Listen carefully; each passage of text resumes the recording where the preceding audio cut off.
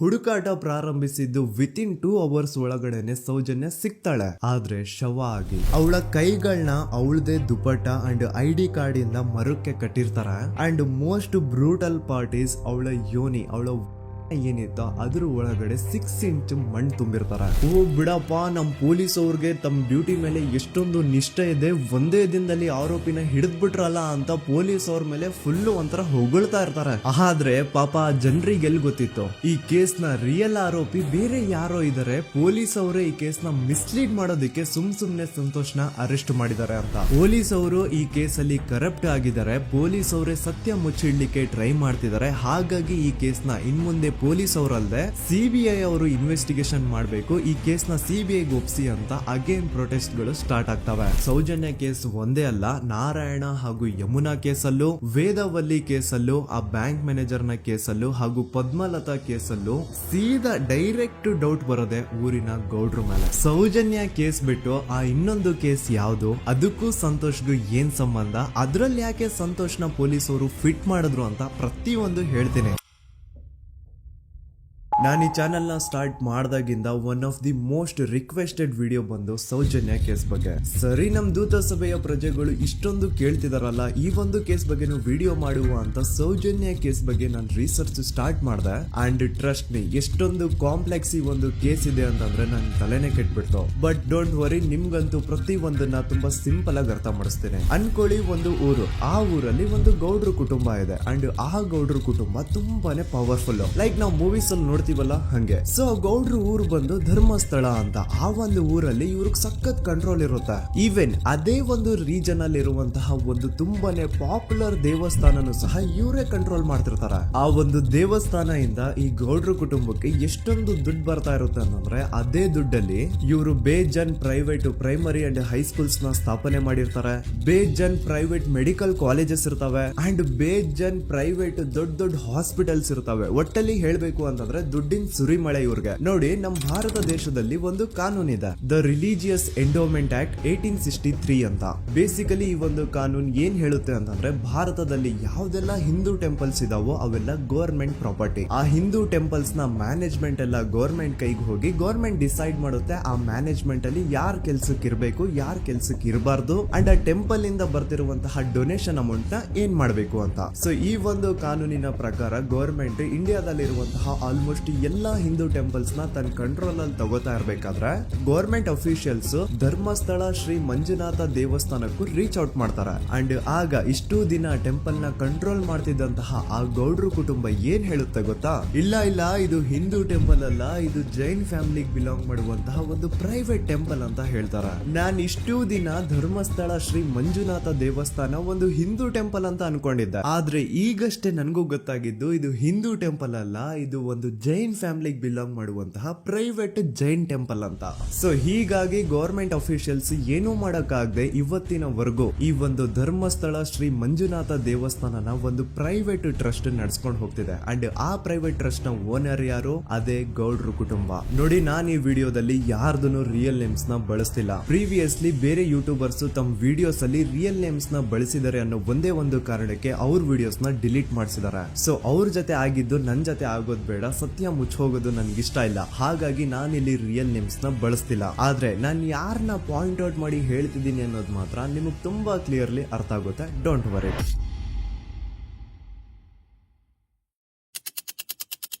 ದಿನಾಂಕ 9/10/2012. A very normal day for every one except Soujanya. Dharmasthala ಹತ್ರ ಇರುವಂತಹ ಪಂಗಳ್ ಅನ್ನೋ ಒಂದು ಸಣ್ಣ ಹಳ್ಳಿಗೆ ಬಿಲಾಂಗ್ ಮಾಡುವಂತಹ ಸೌಜನ್ಯ ತುಂಬಾನೇ ಒಳ್ಳೆ ಹುಡುಗಿ. SDM ಕಾಲೇಜ್ ಆಫ್ ಉಜ್ರಿಯಲ್ಲಿ 2nd PUC ಓದ್ತಿದ್ದಂತಹ ಇವಳು ತುಂಬಾನೇ ಬ್ರೈಟ್ ಸ್ಟೂಡೆಂಟ್ ಕೂಡ. ಸೊ ಒಂದು ದಿನ ಅಂದ್ರೆ 9 ಅಕ್ಟೋಬರ್ 2012 ಬೆಳಿಗ್ಗೆ 7:30-8 ಗಂಟೆ ಹಾಗೆ ಆಸ್ ಯೂಶುವಲ್ ತನ್ನ ಕಾಲೇಜ್ ಹೋಗೋದಕ್ಕೆ ರೆಡಿ ಆಗ್ತಿರ್ತಾಳೆ. ಅವತ್ತು ಮಂಗಳವಾರದ ದಿನ ಅಂಡ್ ಅವತ್ತು ಲೋಕಲ್ ಫೆಸ್ಟಿವಲ್ ಬೇರೆ ಇರುತ್ತೆ, ಹೊಸ ಅಕ್ಕಿ ಅಂತ. ಈ ಒಂದು ಲೋಕಲ್ ಫೆಸ್ಟಿವಲ್ ದಿನ ಮನೆ ಒಳಗಡೆ ಏನೇ ಅಡುಗೆ ಮಾಡಿದ್ರು ಹೊಸ ಅಕ್ಕಿನೇ ಬಳಸಬೇಕು. ಸೊ ಹೊಸ ಅಕ್ಕಿ ತಂದು ಬ್ರೇಕ್ಫಾಸ್ಟ್ ನ ರೆಡಿ ಮಾಡೋಷ್ಟ್ರಲ್ಲಿ ಸೌಜನ್ಯ ಅವ್ರ ತಾಯಿ ತುಂಬಾ ಲೇಟ್ ಮಾಡ್ತಾರೆ. ಸೊ ಕಾಲೇಜ್ಗೆ ಲೇಟ್ ಆಗ್ತಿದೆ ಅಂತ ಈ ಸೌಜನ್ಯ ಟಿಫಿನ್ ಸಹ ಮಾಡದೆ ಹಾಗೆ ಹೋಗ್ತಾಳೆ. ಅವಳ ತಲೆಯಲ್ಲಿ ಏನಿತ್ತು ಅಂತಂದ್ರೆ, ಹೆಂಗೋ ಇವತ್ತು ಲೋಕಲ್ ಫೆಸ್ಟಿವಲ್ ಬೇರೆ ಇದೆ, ಹಾಗಾಗಿ ಮೇ ಬಿ ಕಾಲೇಜು ಬೇಗ ಬಿಡ್ಬೋದು, ಸೊ ಮಧ್ಯಾಹ್ನ ಡೈರೆಕ್ಟ್ ಮನೆಗೆ ಬಂದು ಊಟ ಮಾಡುವ ಬಿಡು ಅಂತ ಅವಳು ಅನ್ಕೊಂಡಿರ್ತಾಳೆ. ಆದ್ರೆ ಕಾಲೇಜ್ ಹೋಗಾದ್ಮೇಲೆ ಗೊತ್ತಾಗುತ್ತೆ ಅವತ್ತು ಅವಳಿಗೆ ಸ್ಪೆಷಲ್ ಕ್ಲಾಸಸ್ ಬೇರೆ ಇದೆ ಅಂತ. ಸೌಜನ್ಯ ಬ್ರೇಕ್ಫಾಸ್ಟ್ ಕೂಡ ಮಾಡಿರಲ್ಲ ಅಂಡ್ ಲಂಚ್ ಬಾಕ್ಸ್ ಕೂಡ ತಂದಿರಲ್ಲ. ಹಾಗಾಗಿ ಲಂಚ್ ಟೈಮ್ ಅಲ್ಲಿ ಸೌಜನ್ಯನ ಒಬ್ಳು ಫ್ರೆಂಡ್ ಜಾನ್ವಿ ತಾನ್ ತಂದಿರುವಂತಹ ಲಂಚ್ ಬಾಕ್ಸ್ ಅಲ್ಲಿ ಒಂದಿಷ್ಟು ಲಂಚ್ ನ ಆಫರ್ ಮಾಡ್ತಾಳ. ಆದ್ರೆ ಸೌಜನ್ಯ ಪರವಾಗಿಲ್ಲ ನೀನ್ ತಿನ್ನು, ನಾನ್ ಮನೆಗೆ ಹೋಗ್ಬಿಟ್ಟು ಊಟ ಮಾಡ್ಕೊಂತೀನಿ ಅಂತ ಹೇಳ್ತಾಳ. ಸುಮಾರು ಮಧ್ಯಾಹ್ನದ 3:45ಕ್ಕೆ ಕಾಲೇಜ್ ಬಿಡುತ್ತೆ. ಸೌಜನ್ಯ ಕಾಲೇಜ್ ಇಂದ ಬಸ್ ಅಲ್ಲಿ ಬಂದು ನೇತ್ರಾವತಿ ಬಸ್ ಸ್ಟಾಪ್ ಹತ್ರ ಇಳ್ಕೋತಾಳ. ಅವಳ ಜೊತೆ ಅವಳ ಕ್ಲಾಸ್ ಮೇಟ್ಸ್ ಅಂಡ್ ಫ್ರೆಂಡ್ಸ್ ಎಲ್ಲ ಇರ್ತಾರೆ. ಸೊ ಅವ್ರಿಗೆಲ್ಲ ಬಾಯ್ ಹೇಳ್ಬಿಟ್ಟು ಸೌಜನ್ಯ ತನ್ನ ಮನೆ ಕಡೆಗೆ ಹೊರಡ್ತಾಳ. ನೇತ್ರಾವತಿ ಬಸ್ ಸ್ಟಾಪ್ ಇಂದ ಸೌಜನ್ಯ ಮನೆಗೆ 20 ಮಿನಿಟ್ಸ್ ನ ವಾಕ್ ಇರುತ್ತೆ. ಮ್ಯಾಕ್ಸ್ ಟು ಮ್ಯಾಕ್ಸ್ 30 ಮಿನಿಟ್ ಹಿಡಿಬಹುದು. ಸೊ ಸೌಜನ್ಯ ನಡ್ಕೊಂಡು ಮನೆ ಕಡೆಗೆ ಹೋಗ್ತಾ ಇರ್ತಾಳೆ. ಒಂದ್ ಸ್ವಲ್ಪ ದೂರದಲ್ಲಿ ಪ್ರಕೃತಿ ಹಾಸ್ಪಿಟಲ್ ಅಂತ ಒಂದಿರುತ್ತೆ. ಅಲ್ಲಿನ ಸೆಕ್ಯೂರಿಟಿ ಗಾರ್ಡ್ ಸೌಜನ್ಯ ನಡ್ಕೊಂಡು ಹೋಗ್ತಾ ಇರೋದನ್ನ ನೋಡ್ತಾನೆ ಕೂಡ. ನಂತರ ಸೌಜನ್ಯ ಒಂದು 10 ನಿಮಿಷ ಹಂಗೆ ಮುಂದೆ ನಡ್ಕೊಂಡು ಹೋಗಾದ್ಮೇಲೆ ಸೌಜನ್ಯಗೆ ತನ್ನ ಮಾವ ಸಿಗ್ತಾರ. ಅವರು ಸೌಜನ್ಯನ ನೋಡಿ ಮಾತಾಡಿಸ್ತಾರೆ. ಯಾಕಮ್ಮ ಕಾಲೇಜಿಂದ ಇಷ್ಟು ಲೇಟ್ ಬರ್ತಿದೀಯಾ ಅಂತ ಕೇಳ್ತಾರೆ. ಆಗ ಸೌಜನ್ಯ ಇಲ್ಲ ಮಾವ, ಕಾಲೇಜಲ್ಲಿ ಸ್ಪೆಷಲ್ ಕ್ಲಾಸ್ ಇತ್ತು ಹಾಗಾಗಿ ಲೇಟ್ ಆಗ್ಬಿಡ್ತು ಅಂತ ಹೇಳಿ ಒಂದೆರಡು ಮಾತಾಡಿಸಿ ನಂತರ ತನ್ನ ಮನೆ ಕಡೆ ತಾನು ಹೊರಡ್ತಾಳ. ಈಗ ಆ ಒಂದು ಪಾಯಿಂಟ್ ಇಂದ ಸೌಜನ್ಯಗೆ ತನ್ನ ಮನೆ ಹೋಗ್ಲಿಕ್ಕೆ 10 ನಿಮಿಷ ಬೇಕು. ಮ್ಯಾಕ್ಸ್ ಟು ಮ್ಯಾಕ್ಸ್ 20 ಮಿನಿಟ್ ಅನ್ಕೊಳ್ಳಿ. 3:45ಕ್ಕೆ ಕಾಲೇಜ್ ಬಿಟ್ರೆ ಅರೌಂಡ್ 4:30ಗೆ ಮನೇಲಿ ಇರ್ಬೇಕಾಗಿದ್ದು ಹುಡುಗಿ 6:30-7 ಗಂಟೆ ಆಗಿದ್ರು ಮನೆಗೆ ಸೇರಿರಲ್ಲ. ಸೊ ಮನೇಲಿ ಸೌಜನ್ಯ ಅವ್ರ ತಾಯಿಗೆ ಟೆನ್ಷನ್ ಸ್ಟಾರ್ಟ್ ಆಗುತ್ತೆ. ಏನಪ್ಪಾ ಈ ಹುಡುಗಿ ಎಷ್ಟೊತ್ತಾದ್ರೂ ಇನ್ನು ಮನೆಗ್ ಬಂದಿಲ್ವಲ್ಲ ಅಂತ. ಸೊ ಅವ್ರೇನ್ ಮಾಡ್ತಾರೆ, ಸೌಜನ್ಯ ಅವ್ರ ತಂದೆ ಕಾಲ್ ಮಾಡ್ಬಿಟ್ಟು ರೀ ಹಿಂಗೆ 3:30-4 ಗಂಟೆಗೆ ಕಾಲೇಜಿಂದ ಮನೆಗ್ ಬರ್ತಿದ್ದಿದ್ ನಮ್ ಹುಡುಗಿ ಇವತ್ತು 7 ಗಂಟೆ ಆದ್ರೂ ಇನ್ನು ಮನೆಗ್ ಬಂದಿಲ್ಲ, ನೀವು ಸ್ವಲ್ಪ ಬೇಗ ಮನೆಗ್ ಬಂದು ವಿಚಾರಿಸಿ ಅಂತ ಗಾಬ್ರಿಲಿ ಹೇಳ್ತಾರ. ಸರಿ ಅಂತ ಸೌಜನ್ಯ ಅವ್ರ ತಂದೆ ಮನೆಗ್ ಬಂದ್ಬಿಟ್ಟು ಸೌಜನ್ಯನ ಫ್ರೆಂಡ್ಸ್ ಕ್ಲಾಸ್ ಮೇಟ್ಸ್ ಯಾರ್ದೆಲ್ಲ ಅವ್ರ ಹತ್ರ ನಂಬರ್ ಇರುತ್ತೋ ಅವ್ರಿಗೆಲ್ಲ ಕಾಲ್ ಮಾಡ್ಬಿಟ್ಟು ಸೌಜನ್ಯ ಬಗ್ಗೆ ಕೇಳ್ತಾರ. ನಮ್ ಹುಡುಗಿ ಏನಾದ್ರೂ ನಿಮ್ ಮನೆಗ್ ಬಂದಿದ್ದಾಳ ಅಮ್ಮ ಅಂತ. ಆದ್ರೆ ಸೌಜನ್ಯನ ಫ್ರೆಂಡ್ಸ್ ಅಂಡ್ ಕ್ಲಾಸ್ ಮೇಟ್ಸ್ ಎಲ್ಲ ಇಲ್ಲ ಅಂಕಲ್ ನಮ್ಮ ಮನೆಗಂತೂ ಸೌಜನ್ಯ ಏನು ಬಂದಿಲ್ಲ, ಅವಳು ಬಸ್ ಸ್ಟಾಪ್ ಇಂದ ಸೀದಾ ನಿಮ್ ಮನೆ ಕಡೆಗೇನೆ ಹೊರಟ್ಲಲ್ವಾ, ಯಾಕೆ ಇನ್ನೂ ಬಂದಿಲ್ವಾ ಅಂತ ಕೇಳ್ತಾರ.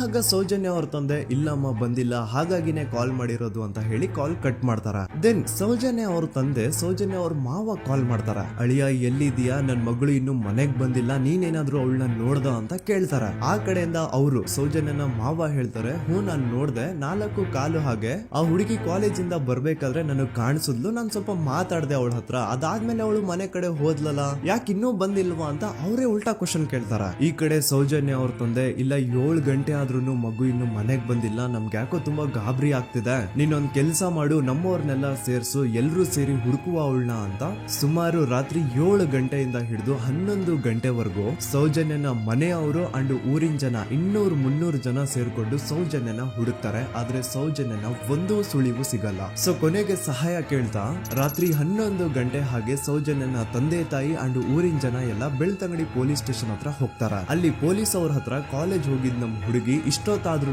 ಇನ್ನು ಮನೆಗ್ ಬಂದಿಲ್ಲ, ಎಷ್ಟು ಹುಡುಕಿದ್ರು ಸಿಗ್ತಾ ಇಲ್ಲ, ಸೊ ಪ್ಲೀಸ್ ಒಂದು ಮಿಸ್ಸಿಂಗ್ ರಿಪೋರ್ಟ್ ನ ಫೈಲ್ ಮಾಡಿ ನಮ್ ಹುಡುಗಿನ ಹುಡುಕೊಡಿ ಅಂತ ಕೇಳ್ಕೊತಾರ.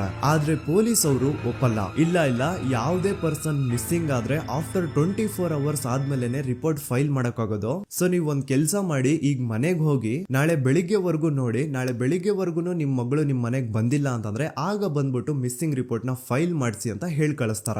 ಆಗ ಆಲ್ಮೋಸ್ಟ್ ಮಿಡ್ ನೈಟ್ ಆಗಿರೋದ್ರಿಂದ ಅಂಡ್ ಮಳೆ ಬೇರೆ ತುಂಬಾ ಜೋರಾಗಿ ಬರ್ತಾ ಇರುತ್ತೆ. ಸೊ ಈ ಸಿಚುವೇಶನ್ ಅಲ್ಲಿ ಸೌಜನ್ಯನ ಹುಡುಕ್ಲಿಕ್ಕೆ ಆಗಲ್ಲ. ನಾಳೆ ಬೆಳಿಗ್ಗೆ ಸೇರ್ಕೊಂಡು ಅಗೇನ್ ಎಲ್ರು ಸೌಜನ್ಯನ ಹುಡುಕುವ ಅಂತ ಸೌಜನ್ಯನ ಮನೆಯವರು ಅಂಡ್ ಊರಿನ ಜನ ಎಲ್ರು ತಮ್ಮ ಮನೆಗೆ ಹೋಗ್ಬಿಡ್ತಾರ. ನೆಕ್ಸ್ಟ್ ದಿನ ಅಂದ್ರೆ 10 ಅಕ್ಟೋಬರ್ 2012 ಬುಧವಾರದ ದಿನ ಬೆಳಿಗ್ಗೆ 10 ಗಂಟೆ ಹಾಗೆ ಸೌಜನ್ಯನ ಮನೆಯವರು ಅಂಡ್ ಊರಿನ 200-300 ಜನ ಸೇರ್ಕೊಂಡು ಅಗೇನ್ ಸೌಜನ್ಯಗೋಸ್ಕರ ಹುಡುಕಾಟ ಸ್ಟಾರ್ಟ್ ಮಾಡ್ತಾರ. ಹುಡುಕಾಟ ಪ್ರಾರಂಭಿಸಿದ್ದು ವಿತಿನ್ 2 ಅವರ್ಸ್ ಒಳಗಡೆನೆ ಸೌಜನ್ಯ ಸಿಗ್ತಾಳೆ. ಆದ್ರೆ ಶವ ಆಗಿ ಆ 200-300 ಊರಿನ ಜನ ಎಲ್ಲ ಸೇರ್ಕೊಂಡು ಏನ್ ಸೌಜನ್ಯನ ಹುಡುಕ್ತಾ ಇದ್ರು ಅದರಲ್ಲಿ ಯಾರೋ ಒಬ್ರಿಗೆ ಸೌಜನ್ಯನ ಮನೆಯಿಂದ ಕೇವಲ 10 ನಿಮಿಷ ದೂರದಲ್ಲಿರುವಂತಹ ಒಂದು ಹಳ್ಳನ ದಡದಲ್ಲಿ ಸೌಜನ್ಯ ಮೃತದೇಹ ಸಿಗುತ್ತಾ. ಈಗ ಸತ್ತಿರುವಂತಹ ಸೌಜನ್ಯನ ಡೆಡ್ ಬಾಡಿ ಯಾವ ಒಂದು ಕಂಡೀಷನ್ ಅಲ್ಲಿ ಇತ್ತು ಅಂತ ಹೇಳ್ತೀನಿ, ಸ್ವಲ್ಪ ಗಮನ ಇಟ್ಟು ಕೇಳಿಸ್ಕೊಳ್ಳಿ. ಅವಳ ಕೈಗಳನ್ನ ಅವಳದೇ ದುಪಟ್ಟ ಅಂಡ್ ID ಕಾರ್ಡ್ ಇಂದ ಮರಕ್ಕೆ ಕಟ್ಟಿರ್ತಾರ. ಅವಳ ಬಾಡಿ ಎಲ್ಲ ನೇಕೆಡ್ ಇರುತ್ತೆ, ಮೈ ಮೇಲೆ ಸರಿಯಾದ ಬಟ್ಟೆ ಇರಲ್ಲ, ಮೈ ಮೇಲೆ ಮಲ್ಟಿಪಲ್ ಕಟ್ ಮಾರ್ಕ್ಸ್ ಇರುತ್ತೆ, ತುಂಬಾ ಜೋರಾಗಿ ಹೊಡೆದಿರುವಂತಹ ಗಾಯಗಳು ಮೈ ಮೇಲೆ ಎದ್ದು ಕಾಣಿಸ್ತಿರ್ತವೆ. ಅವಳ ರಿಪ್ಸ್ ಎದೆ ಭಾಗದ ಮೂಳೆಗಳೆಲ್ಲ ಮುರಿದು ಹೋಗ್ಬಿಟ್ಟಿರ್ತವೆ. And most brutal part is ಅವಳ ಯೋನಿ, ಅವಳ ಏನಿತ್ತು ಅದ್ರ ಒಳಗಡೆ 6 ಇಂಚ್ ಮಣ್ಣು ತುಂಬಿರ್ತಾರ. ಆ ಬಾಡಿ ಕಂಡೀಷನ್ ನ ನೋಡಿದಾದ್ಮೇಲೆ ಒಂದಂತೂ ತುಂಬಾ ಕ್ಲಿಯರ್ ಆಗಿ ಅರ್ಥ ಆಗುತ್ತೆ, ಅವಳನ್ನ ಯಾರೋ ತುಂಬಾ ಫೋರ್ಸ್ಫುಲಿ ಮಾಡಿ ನಂತರ ನಿರ್ದಯವಾಗಿ ಸಾಯಿಸಿದ್ದಾರೆ ಅಂತ. ಇಲ್ಲಿ ಕ್ರಿಮಿನಲ್ಸ್ ನ ಬುದ್ಧಿವಂತಿಕೆ ನೋಡಿ ಪೊಲೀಸ್ ಅವ್ರಿಗೆ ಏನೂ ಸುಳಿವು ಸಿಗ್ಬಾರ್ದು ಅಂತ ಅವಳ ಯೋನಿ ಒಳಗಡೆ 6 ಇಂಚ್ ಅಷ್ಟು ಮಣ್ಣು ತುಂಬ ಹೋಗಿರ್ತಾರೆ. ಸೊ ದೆನ್ ಪೊಲೀಸ್ ಅವ್ರಿಗೆ ವಿಷಯ ಗೊತ್ತಾಗುತ್ತೆ. ಅವರು ಸ್ಪಾಟ್ ಗೆ ಬಂದು ಸೌಜನ್ಯನ ಬಾಡಿನ ರಿಕವರ್ ಮಾಡಿ ಆ ಒಂದು ಸ್ಪಾಟ್ ನ ಕಂಪ್ಲೀಟ್ ಸೀಸ್ ಮಾಡ್ತಾರೆ. ಒಬ್ಳು ಸಾಮಾನ್ಯ ಮಿಡಲ್ ಕ್ಲಾಸ್ ಹುಡುಗಿ, ಒಬ್ಳು ವೆರಿ ಬ್ರೈಟ್ ಸ್ಟೂಡೆಂಟ್ ನ ಈ ಮಟ್ಟಿಗೆ ಇಷ್ಟು ನಿರ್ದಯವಾಗಿ ಸಾಯಿಸಿರೋದು ಯಾರು? ಇನ್ ಕೇಸ್ ಏನಾದ್ರೂ ಈ ಕ್ರೈಮ್ ಮಾಡಿದವನು ಸಿಕ್ಕಿ ಬಿದ್ರೆ ಅವನ್ನ ಸುಮ್ನೆ ಬಿಡಬಾರ್ದು ಅಂತ ಜನ ಆಕ್ರೋಶ ವ್ಯಕ್ತಪಡಿಸ್ತಾರೆ. ಅಂಡ್ ಗೆಸ್ ವಾಟ್, ನಮ್ ಪೊಲೀಸ್ ಅವರು ಇಷ್ಟೊಂದು ಫಾಸ್ಟ್ ಆಗಿ ಇನ್ವೆಸ್ಟಿಗೇಷನ್ ಕಂಪ್ಲೀಟ್ ಮಾಡ್ತಾರೆ ಅಂತ ನಾನಂತೂ ಎಕ್ಸ್ಪೆಕ್ಟ್ ಮಾಡಿರ್ಲಿಲ್ಲ. ಅಂಡ್ ಈವನ್ ಈ ಒಂದು ವಿಷಯದಿಂದ ಊರಿನ ಜನನು ಶಾಕ್ ಆಗ್ತಾರೆ. ಸೌಜನ್ಯ ಬಾಡಿ ಸಿಕ್ಕಿದ್ದ ನೆಕ್ಸ್ಟ್ ದಿನ ಅಂದ್ರೆ 11 ಅಕ್ಟೋಬರ್ 2012 ಸಂಜೆ 5 ಗಂಟೆ ಹಾಗೆ ಯಾರು ಸೌಜನ್ಯನ ಪಂಡು ಮರ್ಡರ್ ಮಾಡಿದ್ನೋ ಆ ಕ್ರಿಮಿನಲ್ ಕೂಡ ಸಿಕ್ಕಿ ಬೀಳ್ತಾನೆ. ಈಗ ನೀವು ಥಿಂಕ್ ಮಾಡ್ಬೋದು, ಸೌಜನ್ಯನ ಯಾರು ಮರ್ಡರ್ ಮಾಡಿದ್ರು ಅಂಡ್ ಯಾರ ಕ್ರೈಮ್ ನ ಮಾಡಿದ್ರು ಅವನು ನೆಕ್ಸ್ಟ್ ದಿನಾನೇ ಸಿಕ್ಕಿ ಬಿದ್ದ. ಹಾಗಿದ್ರೆ ಈ ಕೇಸ್ ಯಾವಾಗ್ಲೂ ಕ್ಲೋಸ್ ಆಗ್ಬಿಡ್ಬೇಕಿತ್ತು. ಆದ್ರೂ ಸ್ಟಿಲ್ ಇವತ್ತಿನ ದಿನವರೆಗೂ ಯಾಕೆ ಈ ಕೇಸು ಪದೇ ಪದೇ ನ್ಯೂಸ್ ಅಲ್ಲಿ ಬರುತ್ತೆ ಅಂದ್ರೆ, ನಮ್ ದೂತ ಸಭೆಯ ಪ್ರಜೆಗಳೇ ರೆಡಿ ಆಗಿ, ಆರೋಪಿ ಸಿಕ್ಕಾದ್ಮೇಲೆ ಈ ಕೇಸು ಕ್ಲೋಸ್ ಆಗಿಲ್ಲ. ಆಕ್ಚುಲಿ ಈ ಕೇಸು ಓಪನ್ ಆಗಿದ್ದೆ ಈಗ. ನೋಡಿ, ಸೌಜನ್ಯನ ಬಾಡಿ ಸಿಕ್ಕಿದ್ದು ನೆಕ್ಸ್ಟ್ ದಿನ ಅಂದ್ರೆ 11 ಅಕ್ಟೋಬರ್ 2012. PSI ಯೋಗೇಶ್ ಅವರು ಯಾರನ್ನ ಈ ಕೇಸಲ್ಲಿ ಅರೆಸ್ಟ್ ಮಾಡಿದ್ರು ಅಂದ್ರೆ ಆತನ ಹೆಸರು ಬಂದು ಸಂತೋಷ್ ರಾವ್. 28-29 ವಯಸ್ಸಿರುವಂತಹ Santosh Rao first of all ಧರ್ಮಸ್ಥಳದವನು ಅಲ್ವೇ ಅಲ್ಲ, ಅವನು ಶೃಂಗೇರಿ ಅವನು. ಸಂತೋಷ್ ರಾವ್ ನ ತಂದೆ ಸ್ಕೂಲ್ ಟೀಚರ್ ಅಂಡ್ ತಾಯಿ ಹೌಸ್ ವೈಫ್. ಸಂತೋಷ್ ಮೊದ್ಲಿಂದನೂ ಒಂದ್ ಸ್ವಲ್ಪ ಮೆಂಟಲಿ ಇಲ್ಲಿರೋದ್ರಿಂದ ಅವನಿಗೆ ವಿದ್ಯೆ ಬರಹ ಅನ್ನೋದು ತಲೆಗೆ ಹೋಗಿರಲ್ಲ. ಹಾಗಾಗಿ ಅವನು ಶೃಂಗೇರಿಯಲ್ಲಿ ಒಂದು ಹೋಟೆಲ್ ಅಲ್ಲಿ ಕೆಲಸ ಮಾಡ್ತಿರ್ತಾನೆ. ಮೆಂಟಲಿ ಅನ್ಸ್ಟೇಬಲ್ ಇದ್ರೂ ಸಹ ಈತನಿಗೆ ದೇವ್ರ ಮೇಲೆ ಬಹಳ ನಂಬಿಕೆ ಇರುತ್ತೆ. ಹಾಗಾಗಿ ತಿಂಗಳಿಗೆ ಒಮ್ಮೆ ಆದ್ರೂ, ಅಟ್ಲೀಸ್ಟ್ 2 ತಿಂಗಳಿಗೆ ಒಮ್ಮೆ ಆದ್ರೂ ಈತ ಯಾವ್ದಾದ್ರು ಒಂದು ಪುಣ್ಯಕ್ಷೇತ್ರಕ್ಕೆ ವಿಸಿಟ್ ಮಾಡಿ ಬರ್ತಿರ್ತಾನೆ. ಹಾಗೇನೆ ಈ ಸತಿನೂ ಸಹ ಈತ ಧರ್ಮಸ್ಥಳಕ್ಕೆ ಬಂದಿರ್ತಾನೆ. ಇವನು ಧರ್ಮಸ್ಥಳಕ್ಕೆ ಬಂದಿದ್ದು ದಿನಾಂಕ 9 ಅಕ್ಟೋಬರ್ 2012. ಈ ದಿನಾಂಕನ ಸ್ವಲ್ಪ ನೋಟ್ ಮಾಡಿ ಇಟ್ಕೊಳ್ಳಿ, ಯಾಕಂತಂದ್ರೆ ಮುಂದೆ ಈ ಕೇಸಲ್ಲಿ ಇದೇ ಮೇಜರ್ ಟರ್ನಿಂಗ್ ಪಾಯಿಂಟ್. ಸೊ ಸೌಜನ್ಯನ ಡೆತ್ ಆಗಿಂತ ಒಂದು ದಿನ ಹಿಂದೆ ಧರ್ಮಸ್ಥಳಕ್ಕೆ ಬಂದಿರುವಂತಹ ಸಂತೋಷ್ ರಾವ್ಗೆ ಎಲ್ಲೂ ಉಳ್ಕೊಳ್ಳಿಕ್ಕೆ ಹೋಟೆಲ್ ಅಲ್ಲಿ ಅಥವಾ ಲಾಡ್ಜ್ ಅಲ್ಲಿ ರೂಮ್ ಸಿಗಲ್ಲ. ರೀಸನ್ ಇಷ್ಟೇ, ಸಂತೋಷ್ ರಾವ್ ನೋಡ್ಲಿಕ್ಕೆ ಸ್ವಲ್ಪ ಮೆಂಟಲಿ ಅನ್ಸ್ಟೇಬಲ್ ಪರ್ಸನ್ ತರ ಇರ್ತಾನೆ. ಅವನ ಅವತಾರ, ಅವನ ವೇಷಭೂಷಣ ಅಷ್ಟು ಸರಿ ಇರಲ್ಲ. ಹಾಗಾಗಿ ಇವನ್ಗೆ ಯಾವುದೇ ಒಂದು ಹೋಟೆಲ್ ಅಲ್ಲಿ ಅಥವಾ ಲಾಡ್ಜ್ ಅಲ್ಲಿ ಎಲ್ಲಿನೂ ರೂಮ್ ಸಿಗಲ್ಲ. ಸೊ ಉಳ್ಕೊಳ್ಳೋಕೆ ಜಾಗ ಸಿಗದೆ ಇವನೇನ್ ಮಾಡ್ತಾನೆ, ಅಲ್ಲೇ ಹತ್ರದಲ್ಲಿರುವಂತಹ ಬಾಹುಬಲಿ ಬೆಟ್ಟಕ್ಕೆ ಹೋಗಿ ಅಲ್ಲಿರುವಂತಹ ಬಾಹುಬಲಿ ಸ್ಟ್ಯಾಚು ಹತ್ರನೇ ಆಶ್ರಯ ತಗೊಳ್ತಾನೆ. ಅಂಡ್ 1-2 ದಿನ ಅವನು ಅಲ್ಲೇ ಉಳ್ಕೋತಾನೆ ಕೂಡ. ಡೇ ಟೈಮ್ ಅಲ್ಲಿ ಧರ್ಮಸ್ಥಳಕ್ಕೆ ಬಂದು ಧರ್ಮಸ್ಥಳ ಶ್ರೀ ಮಂಜುನಾಥ ದೇವಸ್ಥಾನದಲ್ಲಿ ಇದ್ದು ಅಲ್ಲೇ ಪ್ರಸಾದ ಊಟ ಎಲ್ಲ ಮಾಡಿ ನಂತರ ನೈಟ್ ಆಗ್ತಿದ್ದಂಗೆ ಬಾಹುಬಲಿ ಬೆಟ್ಟಕ್ಕೆ ಹೋಗಿ ಆ ಸ್ಟ್ಯಾಚು ಹತ್ರನೇ ಮಲ್ಕೊಳ್ತಿರ್ತಾನೆ. ಸೊ ಒಂದು ದಿನ ಅಂದ್ರೆ 11 ಅಕ್ಟೋಬರ್ 2012 ಸಂಜೆ 5 ಗಂಟೆ ಹಾಗೆ ಈ ಸಂತೋಷ್ ರಾವ್ ತನ್ನ ಪಾಡಿಗೆ ತಾನು ಆ ಬೆಟ್ಟದ ಮೇಲೆ ಕೂತ್ಕೊಂಡು ಸೀನರೀಸ್ ನ ಎಂಜಾಯ್ ಮಾಡ್ತಾ ಇರಬೇಕಾದ್ರೆ ಯಾರೋ ಅದೇ ಊರಿನ 5 ಜನ ಕಿಡಿಗೇಡಿಗಳು ಬಂದು ಇವನ್ ಹತ್ರ ಜಗಳ ತೆಗಿತಾರ. ಈ 5 ಜನ ಯಾರು ಅಂತ ನಂತರ ಹೇಳ್ತೀನಿ. ಸೊ ಈ 5 ಜನ ಕಿಡಿಗೇಡಿಗಳು ಸಂತೋಷ್ ರಾವ್ ಹತ್ರ ಜಗಳ ತೆಗೆದು ಅವನ್ನ ಅವಾಚ್ಯ ಶಬ್ದಗಳಿಂದ ಬೈದು ಅವನ್ನ ಹೊಡೆದು, ಅಷ್ಟೇ ಸಾಲದೆ ಆ 5 ಜನ ಸಂತೋಷ್ ರಾವ್ನ ಪೊಲೀಸ್ ಸ್ಟೇಷನ್ಗೆ ಎಳ್ಕೊಂಡ್ ಬಂದು ಇವನು ನಾವು ಬಾಹುಬಲಿ ಬೆಟ್ಟಕ್ಕೆ ಅಂತ ಹೋಗಿದ್ರೆ ಅಲ್ಲಿ ನಮ್ಮ ಮೇಲೆ ಅಟ್ಯಾಕ್ ಮಾಡ್ದ, ಇವ್ನು ನೋಡ್ಲಿಕ್ಕೂ ಸಹ ಒಳ್ಳೆ ಸೈಕೋ ಕಿಲ್ಲರ್ ಇದ್ದಂಗಿದಾನೆ, ನಮ್ಗೆ ಯಾಕೋ ನಿನ್ನೆ ನಮ್ಮ ಊರಲ್ಲಿ ನಡೆದಿರುವಂತಹ ಘಟನೆ ಆ ಸೌಜನ್ಯನ ಪಂಡು ಮರ್ಡರ್ ಇವನೇ ಮಾಡಿದಾನೆ ಅಂತ ಡೌಟ್ ಬರ್ತಿದೆ ಅಂತ ಆ 5 ಜನ ಕಿಡಿಗೇಡಿಗಳು ಸಂತೋಷ್ ರಾವ್ನ ಪೊಲೀಸ್ ಅವ್ರ ಹತ್ರ ಹಾಕೊಡ್ತಾರ. ಅಂಡ್ ಪೊಲೀಸ್ ಅವ್ರು ಕೂಡ ಎಂತವ್ರು ನೋಡಿ, ಯಾರೋ 5 ಜನ ಕಿಡಿಗೇಡಿಗಳು ಬಂದು ಇವನೇ ಕೊಲೆ ಮಾಡಿದಾನೆ ಅಂತ ಹೇಳಿದ ತಕ್ಷಣ ಹಿಂದೆ ಮುಂದೆ ಕ್ರಾಸ್ ಚೆಕ್ ಮಾಡದೆ ಸಂತೋಷ್ ರಾವ್ನ ಅರೆಸ್ಟ್ ಮಾಡಿ ಸೌಜನ್ಯ ಕೇಸ್ ನ ಆರೋಪಿ ಸಿಕ್ಕಿದಾನೆ ಅಂತ ಎಲ್ಲಾ ಕಡೆ ಘೋಷಣೆ ಮಾಡ್ಬಿಡ್ತಾರ.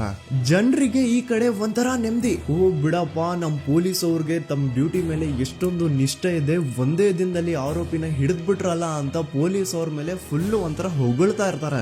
ಆದ್ರೆ ಪಾಪ ಜನರಿಗೆ ಎಲ್ಲಿ ಗೊತ್ತಿತ್ತು ಈ ಕೇಸ್ ನ ರಿಯಲ್ ಆರೋಪಿ ಬೇರೆ ಯಾರೋ ಇದಾರೆ, ಪೊಲೀಸ್ ಅವರೇ ಈ ಕೇಸ್ ನ ಮಿಸ್ಲೀಡ್ ಮಾಡೋದಕ್ಕೆ ಸುಮ್ನೆ ಸಂತೋಷ್ ನ ಅರೆಸ್ಟ್ ಮಾಡಿದ್ದಾರೆ ಅಂತ. ಸೊ ಸಂತೋಷ್ ರಾವ್ ಒಂದು ಹುಡುಗಿಯ ರೇಪ್ ಅಂಡ್ ಮರ್ಡರ್ ಕೇಸ್ ಅಲ್ಲಿ ಅರೆಸ್ಟ್ ಆಗಿದ್ದಾನೆ ಅನ್ನೋ ವಿಷಯ ಸಂತೋಷ್ ನ ತಾಯಿಗೆ ಗೊತ್ತಾದಾಗ ಅವ್ರ ಪಾಪ ನೋವಲ್ಲಿ ಕುರ್ಗಿ ಸಾಯ್ತಾರ. ಅಂಡ್ ಇನ್ನು ಅವ್ರ ತಂದೆ ಒಂದು ಕಡೆ ಪಾಪ ಹೆಂಡತಿನ ಕಳ್ಕೊಂಡಿರುವಂತಹ ನೋವು, ಇನ್ನೊಂದು ಕಡೆ ಮಗ ನೋಡಿದ್ರೆ ಯಾವ್ದೋ ಫಾಲ್ಸ್ ಕೇಸ್ ಅಲ್ಲಿ ಅರೆಸ್ಟ್ ಆಗಿದ್ದಾನೆ. ಈ ಕಡೆ ಕೇಸ್ ನ ಇನ್ವೆಸ್ಟಿಗೇಷನ್ ನಡೀತಾ ಇದೆ. ಅಂಡ್ ಇಲ್ಲಿ ನಾನು PSI ಯೋಗೇಶ್ ಅವ್ರ ಬಗ್ಗೆ ಅಂತೂ ಮೆನ್ಷನ್ ಮಾಡ್ಲೇಬೇಕು. ಈ ಪೊಲೀಸ್ ಆಫೀಸರು ಗೊತ್ತಿದ್ದು ಈ ತಪ್ಪನ ಮಾಡಿದ್ರು ಅಥವಾ ಗೊತ್ತಿಲ್ದೇನೆ ಈ ತಪ್ಪನ ಮಾಡಿದ್ರು ನನ್ಗಂತೂ ಗೊತ್ತಿಲ್ಲ.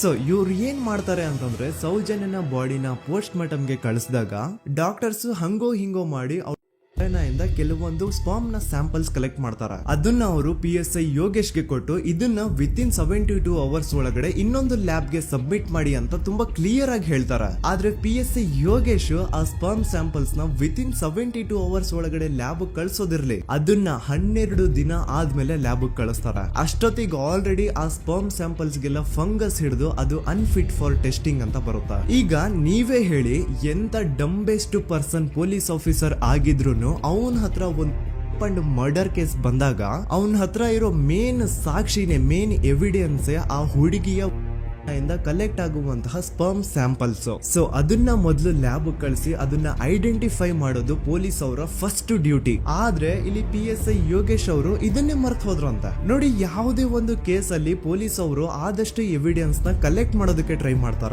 ಆದ್ರೆ ಈ ಒಂದು ಕೇಸ್ ಅಲ್ಲಿ ಮಾತ್ರ ಪೊಲೀಸ್ ಅವರು ಎವಿಡೆನ್ಸ್ ನ ಕಲೆಕ್ಟ್ ಮಾಡೋ ಬದಲಾಗಿ ಎವಿಡೆನ್ಸ್ ನ ಡಿಸ್ಟ್ರಾಯ್ ಮಾಡೋದ್ರಲ್ಲಿ ಮುಂದೆ ಇದ್ರು. ಅಷ್ಟೇ ಅಲ್ಲದೆ ಈ ಪೊಲೀಸ್ ಆಫೀಸರ್ ಸೇರ್ಕೊಂಡು ಸಂತೋಷ್ ರಾವ್ಗೆ ಸೆಲ್ ಅಲ್ಲಿ ಎಂತ ಟಾರ್ಚರ್, ಎಂತ ಹಿಂಸೆ ಕೊಡ್ತಾರೆ ಅಂದ್ರೆ ನೆನ್ಸ್ಕೊಂಡ್ರೆ ಮೈ ಜುಮ್ ಅನ್ನುತ್ತ. ಹೊಡಿಯೋದು, ಕೆಟ್ಟದಾಗ ಬೈಯೋದು, ಇದೆಲ್ಲ common. Most brutal parties Santosh ರಾವ್ನ ಪ್ಯಾಂಟ್ ಬಿಚ್ಚಿ ಅವನ ಪ್ರೈವೇಟ್ ಪಾರ್ಟ್ ಮೇಲೆ ಬಿಸಿ ಬಿಸಿ ಕುದೀತಾ ಇರುವಂತಹ ನೀರ್ ಚಲ್ತಾರ. ಈ ಕ್ರೈಮ್ ನೀನೇ ಮಾಡಿದ್ಯಾ ಅಂತ ಒಪ್ಕೋ, ಇಲ್ಲ ಅಂತಂದ್ರೆ ನಿನ್ನ ಸೆಲ್ ಒಳಗಡೆನೆ ಸಾಯಿಸ್ಬಿಡ್ತೀವಿ, ನಿನ್ನ ತಂದೆ ತಾಯಿ ಎಲ್ರು ಸಾಯಿಸ್ಬಿಡ್ತೀವಿ ಅಂತ ಬ್ಲಾಕ್ ಮೇಲ್ ಮಾಡ್ತಾರ. ನೋಡಿ, ಸಂತೋಷ್ ರಾವ್ ಜಾಗದಲ್ಲಿ ನನ್ನಂತ ನಿಮ್ಮಂತ ನಾರ್ಮಲ್ ಪರ್ಸನ್ ಯಾರಾದ್ರೂ ಇದ್ದಿದ್ರೆ ಪೊಲೀಸ್ ಅವರು ಕೊಡ್ತಿರುವಂತಹ ಹಿಂಸೆನ ತಡ್ಕೊಳಕ್ಕಾಗದೆ ಆ ಕ್ರೈಮ್ ಮಾಡಿಲ್ಲ ಅಂದ್ರೂ ಮಾಡಿದೀನಿ ಅಂತ ಒಪ್ಕೊಬಿಡ್ತಾ ಇದ್ವಿ. ಆದ್ರೆ ಸಂತೋಷ್ ರಾವ್ ಮೆಂಟಲಿ ಇಲ್ಲಿರೋದೇ ಅವನ್ಗೆ ಅಡ್ವಾಂಟೇಜ್ ಆಗೋಯ್ತು. ಪೊಲೀಸ್ಗಳು ಸಂತೋಷ್ ರಾವ್ಗೆ ಎಷ್ಟೇ ಹೊಡೆದ್ರು, ಎಷ್ಟೇ ಬೈದ್ರು, ಎಷ್ಟೇ ಬ್ಲಾಕ್ ಮೇಲ್ ಮಾಡಿದ್ರು ಸಂತೋಷ್ ರಾವ್ ಬಾಯಲ್ಲಿ ನಾನ್ ಈ ಕ್ರೈಮ್ ನ ಮಾಡಿಲ್ಲ ಅಂತಾನೆ ಬರುತ್ತೆ ಹೊರತು ಆ ಕ್ರೈಮ್ ನ ಅವನು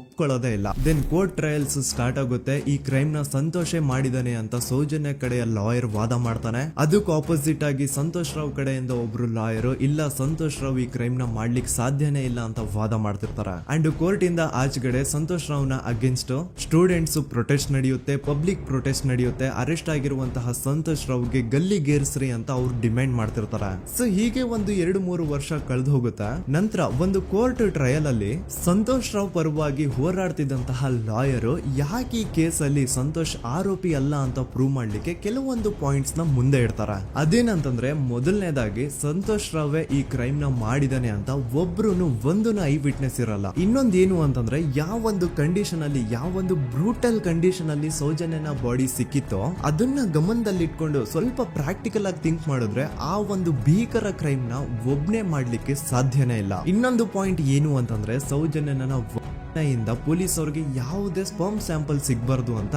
6 ಇಂಚು ಅಷ್ಟು ಮಣ್ಣು ಹಾಕಿರ್ತಾರ. ಸೊ ಈಗ ನೀವೇ ಹೇಳಿ, ಮೆಂಟಲಿ ಇಲ್ಲಿರುವಂತಹ ಪರ್ಸನ್ಗೆ ಇಷ್ಟೊಂದು ಬುದ್ಧಿವಂತಿಕೆ ಇರುತ್ತಾ ಅನ್ಕೊಳ್ಳಿ. ಅಷ್ಟೊಂದು ಬುದ್ಧಿವಂತಿಕೆ ಅವ್ನಿಗಿದ್ರೂನು ಆ ಕ್ರೈಮ್ ಮಾಡಾದ್ಮೇಲೆ ಅವನ ಆ ಊರಿಂದ ಓಡ್ ಹೋಗ್ಬೋದಾಗಿತ್ತು. ಆದ್ರೆ ಮತ್ತ್ಯಾಕೆ ಅವನು ಅದೇ ಊರಲ್ಲೇ ಇರ್ತಾನೆ. ಅಂಡ್ ಸೌಜನ್ಯ ಕೊನೆಯದಾಗಿ ಪ್ರಕೃತಿ ಹಾಸ್ಪಿಟಲ್ ಮುಂದ್ಗಡೆಯಿಂದ ನಡ್ಕೊಂಡು ಹೋಗ್ತಾ ಇರ್ಬೇಕಾದ್ರೆ ಆ ಪ್ರಕೃತಿ ಹಾಸ್ಪಿಟಲ್ ನ ಸೆಕ್ಯೂರಿಟಿ ಗಾರ್ಡ್ ನೋಡ್ತಾನೆ. ಅಂಡ್ ಪ್ರಕೃತಿ ಹಾಸ್ಪಿಟಲ್ ನ ಆಚೆಗಡೆ CCTV ಕ್ಯಾಮರಾನು ಇರುತ್ತೆ. ಸಡನ್ಲಿ ಆ CCTV ಫುಟೇಜ್ ಕೂಡ ಕಾಣೆ ಆಗ್ಬಿಡುತ್ತಾ. ಇನ್ನೊಂದೇನು ಅಂತಂದ್ರೆ, ಸೌಜನ್ಯನ ಮರ್ಡರ್ ಆಗಿದ್ದು ನೆಕ್ಸ್ಟ್ ದಿನಾನೇ ಪೊಲೀಸ್ ಅವರು ಆರೋಪಿನ ಹಿಡಿದ್ರು. ಸೊ ಹಾಗಿದ್ದಾಗ ಆ ಕಲೆಕ್ಟ್ ಮಾಡಿರುವಂತಹ ಸ್ಪರ್ಮ್ ಸ್ಯಾಂಪಲ್ಸ್ ನ ಲ್ಯಾಬ್ ಗೆ ಕಳಿಸಿ ಇವನೇ ಆರೋಪಿ ಅಂತ ಕನ್ಫರ್ಮ್ ಮಾಡೋ ಬದಲಾಗಿ ಯಾಕೆ ಪೊಲೀಸ್ ಅವರು ಆ ಸ್ಪರ್ಮ್ ಸ್ಯಾಂಪಲ್ಸ್ ನ ತಮ್ಮ ಹತ್ರನೇ ಇಟ್ಕೊಂಡು 12 ದಿನವರೆಗೂ ಅದಕ್ಕೆ ಫಂಗಸ್ ಹಿಡಿಯೋವರೆಗೂ ಕಾದು ಆಮೇಲೆ ಅದನ್ನ ಲ್ಯಾಬ್ ಕಳಿಸಿದ್ರು. ಅಂಡ್ ಮೇನ್ ಇಂಪಾರ್ಟೆಂಟ್ ಆಗಿ ಸಂತೋಷ್ ರಾವ್ಗೆ ಒಂದು ಗುಪ್ತ ರೋಗ ಇರುತ್ತೆ, ಅದೇ ಫಿಮೋಸಿಸ್ ಅಂತ. ಈ ಕಾಯಿಲೆ ಏನು ಅಂತ ನಾನು ಈ ವಿಡಿಯೋದಲ್ಲಿ ಡೀಟೇಲ್ಡ್ ಆಗಿ ಎಕ್ಸ್ಪ್ಲೈನ್ ಮಾಡ್ಲಿಕ್ಕೆ ಆಗಲ್ಲ. ಜಸ್ಟ್ ತಿಳ್ಕೊಳ್ಳಿ, ಈ ಒಂದು ಕಾಯಿಲೆ ಇರೋರು ಇಂಟಿಮಸಿ ಮಾಡ್ಲಿಕ್ಕೆ ಆಗಲ್ಲ. ಇನ್ ಕೇಸ್ ಮಾಡಿದ್ರು ಅವರು ಸುಖ ಅಲ್ಲ ನರಕ ಕಾಣ್ತಾರ. ಸೊ ಇಷ್ಟೆಲ್ಲ ವ್ಯಾಲಿಡ್ ಪಾಯಿಂಟ್ಸ್, ಇಷ್ಟೆಲ್ಲ ಫ್ಯಾಕ್ಟ್ಸ್ ಕಣ್ ಮುಂದೆ ಇರಬೇಕಾದ್ರೆ ಸ್ಟಿಲ್ ಪೊಲೀಸ್ ಅವರು ಯಾಕೆ ಈ ಕ್ರೈಮ್ ನ ಸಂತೋಷ್ ರಾವೇ ಮಾಡಿದಾನೆ ಅಂತ ಇವನ್ ಹಿಂದೆ ಬಿದ್ದಿದ್ದಾರೆ. ಯಾಕೆ ಅವರು ಈ ಕ್ರೈಮ್ ಇವನ್ ಬಿಟ್ರೆ ಬೇರೆ ಯಾರಾದ್ರೂ ಮಾಡಿರ್ಬೋದಲ್ಲ ಅಂತ ಆ ಆಂಗಲ್ ಅಲ್ಲಿ ಇನ್ವೆಸ್ಟಿಗೇಷನ್ ಮಾಡ್ತಿಲ್ವಲ್ಲ ಅಂತ ಪೊಲೀಸ್ ಅವರ ಇನ್ವೆಸ್ಟಿಗೇಷನ್ ಮೇಲೆ ಈಗ ಕ್ವಶನ್ ಬರುತ್ತೆ. So after hearing all of this, ಎಲ್ಲರಿಗೂ ಈಗ ಪೊಲೀಸ್ ಅವರ ಇನ್ವೆಸ್ಟಿಗೇಷನ್ ಇನ್ವೆಸ್ಟಿಗೇಷನ್ ಮೇಲೆ ಡೌಟ್ ಬರುತ್ತೆ. ಅಂಡ್ ಈವನ್ ಸೌಜನ್ಯ ಅವ್ರ ಮನೆಯವರು ಕೂಡ ನಿಜವಾದ ಆರೋಪಿ ಸಂತೋಷ್ ಅಲ್ಲ ಅಂತ ತಮ್ಮ ಅಭಿಪ್ರಾಯನ ವ್ಯಕ್ತಪಡಿಸ್ತಾರೆ. ಆಗ ಅಲ್ಲಿವರೆಗೂ ಸಂತೋಷ್ ರಾವ್ನ ಗಲ್ಲಿಗೇರಿಸಿ ಅಂತ ಏನು student protest and public protest ಎಲ್ಲ ನಡೀತಾ ಇತ್ತು, ಈಗ ಅದೆಲ್ಲ ನಿಂತ್ ಹೋಗಿ ಎಲ್ಲಾ ಹೇಟ್ ರೈಡ್ ಪೊಲೀಸ್ ಅವ್ರ ಕಡೆಗೆ ಹೋಗುತ್ತೆ. ಪೊಲೀಸ್ ಅವರು ಈ ಕೇಸಲ್ಲಿ ಕರಪ್ಟ್ ಆಗಿದ್ದಾರೆ, ಪೊಲೀಸ್ ಅವರೇ ಸತ್ಯ ಮುಚ್ಚಿಡ್ಲಿಕ್ಕೆ ಟ್ರೈ ಮಾಡ್ತಿದ್ದಾರೆ. ಹಾಗಾಗಿ ಈ ಕೇಸ್ನ ಇನ್ಮುಂದೆ ಪೊಲೀಸ್ ಅವರಲ್ಲದೆ ಸಿಬಿಐ ಅವರು ಇನ್ವೆಸ್ಟಿಗೇಷನ್ ಮಾಡಬೇಕು, ಈ ಕೇಸ್ನ ಸಿಬಿಐ ಒಪ್ಸಿ ಅಂತ ಅಗೇನ್ ಪ್ರೊಟೆಸ್ಟ್ ಗಳು ಸ್ಟಾರ್ಟ್ ಆಗ್ತವೆ. ಸೊ ಧರ್ಮಸ್ಥಳದಲ್ಲಿ ಇಷ್ಟೊಂದು ಹೋರಾಟಗಳಾಗ್ತಿದಾವೆ, ಒಬ್ಳು ಹುಡುಗಿ ಜೊತೆ ಇಷ್ಟೊಂದು ಅನ್ಯಾಯ ಆಗಿದೆ, ಆದ್ರೂ ಸಹ ಧರ್ಮಾಧಿಕಾರಿ ಏನು ಮಾತೇ ಆಡ್ತಿಲ್ವಲ್ಲ ಈ ಹುಡುಗಿ ಬಗ್ಗೆ ಅಂತ ಜನರು ಪ್ರಶ್ನೆ ಮಾಡಿದಾಗ ಆಗ ಧರ್ಮಾಧಿಕಾರಿನೂ ಜನರು ಮುಂದೆ ಬಂದ್ಬಿಟ್ಟು ಈ ಕೇಸ್ನ ಸಿಬಿಐ ಒಪ್ಸಿ ಅಂತ ಹೋರಾಟ ಮಾಡ್ತಾರ. ನಂತರ ಈ ಒಂದು ಕೇಸು ಪೊಲೀಸ್ ಅವರಿಂದ ಸಿಬಿಐ ಕೈಗೆ ಹೋಗುತ್ತೆ. ಸಿಬಿಐ ಕೈಗೆ ಹೋಗಿದ ತಕ್ಷಣ ಇಲ್ಲೇನು ಸತ್ಯ ಹೊರಗ್ ಬಂದಿಲ್ಲ. ಆ ಸಿಬಿಐ ಅವರು 3-4 ವರ್ಷ ಟೈಮ್ ತಗೊಂಡು ಮತ್ತೆ ಈ ಒಂದು ಕೇಸ್ನ ರೀ ಇನ್ವೆಸ್ಟಿಗೇಷನ್ ಮಾಡ್ತಾರ. ಆದ್ರೆ ಅಲ್ಲೇನು ಇನ್ವೆಸ್ಟಿಗೇಷನ್ ಮಾಡ್ಲಿಕ್ಕೆ ಉಳ್ದೇ ಇರಲ್ಲ. ಆ ಪೊಲೀಸ್ ಅವರು ಅವ್ರ ಕೈಯಲ್ಲಿ ಈ ಕೇಸು ಇದ್ದಷ್ಟು ದಿನ ಎಷ್ಟಾಗುತ್ತೋ ಅಷ್ಟು ಎವಿಡೆನ್ಸ್ ನ ಡಿಸ್ಟ್ರಾಯ್ ಮಾಡ್ಬಿಟ್ಟಿರ್ತಾರ. ಸೊ ಹಾಗಾಗಿ ಅಲ್ಲಿ ಸಿಬಿಐ ಅವ್ರಿಗೆ ಇನ್ವೆಸ್ಟಿಗೇಷನ್ ಮಾಡ್ಲಿಕ್ಕೆ ಏನ್ ಉಳ್ದೇ ಇರಲ್ಲ. ಆದ್ರೂ ಸ್ಟಿಲ್ ಅವರು 3-4 ಇಯರ್ಸ್ ಟೈಮ್ ತಗೊಂಡು ನಂತರ ಫೈನಲಿ ಒಂದು ರಿಪೋರ್ಟ್ ನ ಕೋರ್ಟ್ ಗೆ ಸಬ್ಮಿಟ್ ಮಾಡ್ತಾರ. ಅಂಡ್ ಸಿಬಿಐ ಅವರು ಕೋರ್ಟ್ ಗೆ ಸಬ್ಮಿಟ್ ಮಾಡಿರುವಂತಹ ಆ ಒಂದು ರಿಪೋರ್ಟ್ ಅಲ್ಲಿ ಏನಿತ್ತು ಅಂದ್ರೆ ಸಿಬಿಐ ಇನ್ವೆಸ್ಟಿಗೇಷನ್ ಕನ್ಫರ್ಮ್ಸ್ ದಟ್ ಈ ಒಂದು ಕ್ರೈಮ್ ನ ಸಂತೋಷ್ ರಾವ್ ಮಾಡಿದಾನೆ ಅಂತ. ಆದ್ರೆ ಐರೋನಿ ಈಸ್ ಇದೇ ಒಂದು ರಿಪೋರ್ಟ್ ಅಲ್ಲಿ ಇವ್ರು ಏನ್ ಹೇಳ್ತಾರೆ ಅಂದ್ರೆ ಅವ್ರಿಗೆ ಯಾವುದೇ ತರ ಎವಿಡೆನ್ಸ್ ಸಿಕ್ಕಿಲ್ಲ ಅಂತ. ಯಾಕಂದ್ರೆ ಈ ಸೌಜನ್ಯ ಕೇಸು ಪೊಲೀಸ್ ಅವ್ರ ಕೈಯಲ್ಲಿ ಇದ್ದಾಗ ಪೊಲೀಸ್ ಅವರು ತಮ್ಮ ನಿರ್ಲಕ್ಷ್ಯದಿಂದ ಎಲ್ಲಾ ಎವಿಡೆನ್ಸ್ ನ ಕಳ್ಕೊಂಡ್ಬಿಟ್ಟಿರ್ತಾರ. ಅಂತದ್ರಲ್ಲಿ ಯಾವ ಒಂದು ಆಧಾರದ ಮೇಲೆ ಇವರು ಸಂತೋಷ್ ರಾವ್ ಈ ಕ್ರೈಮ್ ನ ಮಾಡಿದ್ದಾರೆ ಅಂತ ಕ್ವಶನ್ ಮಾಡಿದಾಗ ಸಿಬಿಐ ಅವ್ರ ಕಡೆಯಿಂದ ನೋ ಆನ್ಸರ್. ನೋಡಿ, ಮೊದ್ಲು ಈ ಒಂದು ಕೇಸ್ ನ ಪೊಲೀಸ್ ಅವರು ಇನ್ವೆಸ್ಟಿಗೇಷನ್ ಮಾಡಿ ನಂತರ ಈ ಒಂದು ಕೇಸು ಸಿಬಿಐ ಅವ್ರ ಕೈಗೆ ಹೋಗಿ ಅವರು 3-4 ವರ್ಷ ಟೈಮ್ ತಗೊಂಡು ಇನ್ವೆಸ್ಟಿಗೇಷನ್ ಮಾಡಿ ದೆನ್ ಫೈನಲ್ ರಿಪೋರ್ಟ್ ನ ಕೋರ್ಟ್ ಗೆ ಸಬ್ಮಿಟ್ ಮಾಡೋಷ್ಟ್ರಲ್ಲಿ ಸುಮಾರು 5-6 ವರ್ಷ ಕಳೆದು ಹೋಗಿರುತ್ತೆ. ಅಂಡ್ ಸ್ಟಿಲ್ ಈ ಒಂದು ಕೇಸಲ್ಲಿ ಏನೂ ಕನ್ಕ್ಲೂಷನ್ ಸಿಕ್ಕಿರಲ್ಲ. ಎವ್ರಿ ಇಯರ್ ಸೌಜನ್ಯನ ಬರ್ತ್ಡೇ ಇದ್ದಾಗ ಅಥವಾ ತಿಥಿ ಇದ್ದಾಗ ಅವಳನ್ನ ನೆನೆಸ್ಕೊಂಡು ಅವಳ ಹೆಸರಲ್ಲಿ public protest and student protest ನಡೀತಾನೆ ಇರ್ತವೆ. ಸೊ ಒಂದು ದಿನ ಈ ಒಂದು ಪ್ರೊಟೆಸ್ಟ್ ಗಳ ನ್ಯೂಸ್ ಗಿರೀಶ್ ಮುಟ್ಟಣ್ಣನವರ ಗಮನಕ್ಕೆ ಬರುತ್ತೆ. ಯಾರು ಈ ಗಿರೀಶ್ ಮುಟ್ಟಣ್ಣನವರ ಅಂದ್ರೆ ಇವರು very honest X police man. ನೀವು ನಂಬಲ್ಲ, ಇವ್ರು ಪೊಲೀಸ್ ಆಫೀಸರ್ ಇದ್ದಾಗ ಪಬ್ಲಿಕ್ ಅಲ್ಲಿ ಒಬ್ಬ MLA ಹೊಡೆದಿರ್ತಾರ. ಅಷ್ಟೇ ಅಲ್ಲ, ಪೊಲೀಸ್ ಡಿಪಾರ್ಟ್ಮೆಂಟ್ ಅಲ್ಲಿ ಕರಪ್ಷನ್ ಇದೆ, ಕರಪ್ಷನ್ ಇದ್ದಿದ್ ಕಡೆ ನಾನ್ ಇರಲ್ಲ ಅಂತ ಹೇಳ್ಬಿಟ್ಟು ತಮ್ಮ ಪೊಲೀಸ್ ಡ್ಯೂಟಿನ ಬಿಟ್ಬಿಟ್ಟು ಈಗ ಸಮಾಜದಲ್ಲಿ ಏನೇ ಅನ್ಯಾಯ ಆಗಿದ್ರು ಅದ್ರ ಅಗೇನ್ಸ್ಟ್ ವಾಯ್ಸ್ ರೈಸ್ ಮಾಡ್ತಿದಾರ. ಸೊ ಈ ಗಿರೀಶ್ ಮುಟ್ಟಣ್ಣನವರಿಗೆ ಸೌಜನ್ಯ ಕೇಸ್ ಬಗ್ಗೆ ಗೊತ್ತಾದಾಗ ಅವ್ರಿಗೆ ಈ ಕೇಸು ತುಂಬಾನೇ ಕಾಡುತ್ತೆ. ಅಲ್ಲ, ಇಷ್ಟೊಂದು ವರ್ಷಗಳಾಗೋಯ್ತು ಆ ಹುಡುಗಿ ಜೊತೆ ಅನ್ಯಾಯ ಆಗಿ, ಸ್ಟಿಲ್ ಈ ಒಂದು ಕೇಸ್ ನ ಕನ್ಕ್ಲೂಷನ್ ಸಿಕ್ತಿಲ್ವಲ್ಲ, ಏನ್ ನಡೀತಿದೆ ಧರ್ಮಸ್ಥಳದಲ್ಲಿ ಅರ್ಥ ಆಗ್ತಿಲ್ವಲ್ಲ ಅಂತ ಈ ಗಿರೀಶ್ ಅವರು ತಮ್ಮ ಹಳೆ ಪೊಲೀಸ್ ಕಾಂಟ್ಯಾಕ್ಟ್ಸ್ ನ ಯೂಸ್ ಮಾಡ್ಕೊಂಡು ಆ ಸೌಜನ್ಯ ಕೇಸ್ ಫೈಲ್ ನ ಒಂದು ಕಾಪಿನ ತಮ್ಮ ಹತ್ರ ತರಿಸ್ಕೋತಾರ. ಆ ಒಂದು ಕೇಸ್ ಫೈಲ್ ಅಲ್ಲಿ ಸೌಜನ್ಯ ಬಗ್ಗೆ ಅಷ್ಟೇ ಅಲ್ಲದೆ ಸಂತೋಷ್ ರಾವ್ ಬಗ್ಗೆನೂ ಇನ್ಫಾರ್ಮೇಶನ್ ಇರುತ್ತೆ. ಅಂಡ್ ಗಿರೀಶ್ ಅವರು ಸಂತೋಷ್ ಬಗ್ಗೆ ಇರುವಂತಹ ಇನ್ಫಾರ್ಮೇಶನ್ ನೋಡ್ತಾ ಇರ್ಬೇಕಾದ್ರೆ ಅವರು ಒಂದು ವಿಷಯನ ನೋಟಿಸ್ ಮಾಡ್ತಾರ. ಅದೇನಂತಂದ್ರೆ ಪೊಲೀಸ್ ಅವರು ಸಂತೋಷ್ ರಾವ್ನ ಬರೀ ಸೌಜನ್ಯ ಕೇಸಲ್ಲಿ ಒಂದೇ ಫಿಟ್ ಮಾಡಿರಲ್ಲ, ಸೌಜನ್ಯ ಸಾಯೋಕ್ಕಿಂತ 20 ದಿನ ಹಿಂದೆ ಧರ್ಮಸ್ಥಳದಲ್ಲೇ ನಡೆದಿರುವಂತಹ ಒಂದು ಕ್ರೈಮ್ ಅಲ್ಲಿನೂ ಸಹ ಸಂತೋಷ್ ರಾವ್ ಆರೋಪಿ ಅಂತ ಮೆನ್ಷನ್ ಮಾಡಿರ್ತಾರ. ಸೊ ಸೌಜನ್ಯ ಕೇಸ್ ಬಿಟ್ಟು ಆ ಇನ್ನೊಂದು ಕೇಸ್ ಯಾವುದು, ಅದಕ್ಕೂ ಸಂತೋಷ್ಗೂ ಏನ್ ಸಂಬಂಧ, ಅದ್ರಲ್ಲಿ ಯಾಕೆ ಸಂತೋಷ್ನ ಪೊಲೀಸ್ ಅವರು ಫಿಟ್ ಮಾಡಿದ್ರು ಅಂತ ಪ್ರತಿಯೊಂದು ಹೇಳ್ತೀನಿ. ಆದ್ರೆ ನಾನಿಲ್ಲಿ ಯಾರ್ದೂ ರಿಯಲ್ ನೇಮ್ಸ್ ನ ಬಳಸಲ್ಲ. ಯಾಕಂದ್ರೆ ಮುಂದೆ ಕೇಸಲ್ಲಿ ತುಂಬಾ ದೊಡ್ಡ ಪವರ್ಫುಲ್ ವ್ಯಕ್ತಿಗಳ ಹೆಸರುಗಳು ಬರ್ತವೆ. ಅಂಡ್ ನನ್ ವಿಡಿಯೋ ಯೂಟ್ಯೂಬ್ ಇಂದ ಡಿಲೀಟ್ ಆಗೋದು ನನ್ಗೆ ಇಷ್ಟ ಇಲ್ಲ. ಹಾಗಾಗಿ ನಾನಿಲ್ಲಿ ಯಾರ್ದೂ ರಿಯಲ್ ನೇಮ್ಸ್ ನ ಬಳಸ್ತಿಲ್ಲ. ಬಟ್ ಯಾರ ಬಗ್ಗೆ ಹೇಳ್ತಿದ್ದೀನಿ ಅಂತ ಒಂದ್ ಸ್ವಲ್ಪ ನೀವೇ ಅರ್ಥ ಮಾಡ್ಕೊಳ್ಳಿ.